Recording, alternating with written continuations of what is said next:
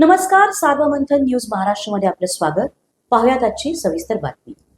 अहिल्यानगर जिल्ह्यातील राहुरी शहरात असलेल्या गोकुळ कॉलनी परिसरात गुलमोहराच्या मोठ्या झाडांची कथित बेकायदेशीर तोड झाल्याने परिसरात संतापाची लाट उसळली आहे. झाडांच्या फांद्या छाटण्यापुरतच नगर परिषदेकडून परवानगी असताना संबंधित व्यापारी सागर राठी याने दबाव टाकून झाड मुळासकट तोडण्यास भाग पाडल्याचा गंभीर आरोप वृक्षप्रेमींनी केला आहे.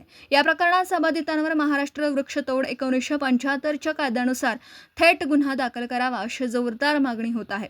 मिळालेल्या माहितीनुसार गोकुळ कॉलनी परिसरातील गुलमोहराच्या मोठ्या झाडाच्या फांद्या धोकादायक असल्याचं सांगत त्यासाठी छाटणीची परवानगी मागण्यात आली होती.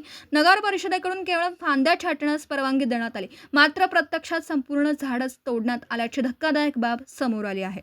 घटनेची माहिती मिळताच वृक्षप्रेमींनी तातडीने राहुरी नगर परिषदेच्या वृक्ष समिती विभागाचा अधिकारी शंकर आगलावे यांना घटनास्थळी बोलावलं. आगलावे यांनी पाहणी करत संबंधितांवर कारवाईचे संकेत दिले, मात्र केवळ दंड आकारून प्रकरण दाबू नये तर संबंधित व्यापाऱ्यावर थेट गुन्हा दाखल करावा अशी ठाम भूमिका वृक्षप्रेमींनी घेतली आहे.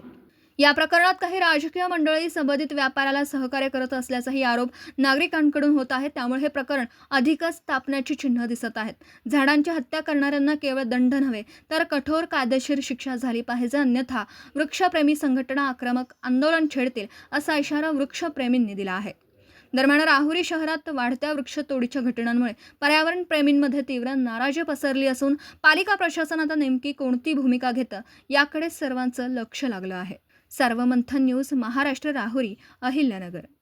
सार्वमंथन न्यूज महाराष्ट्राला लाईक करा, शेअर करा, सबस्क्राईब करा.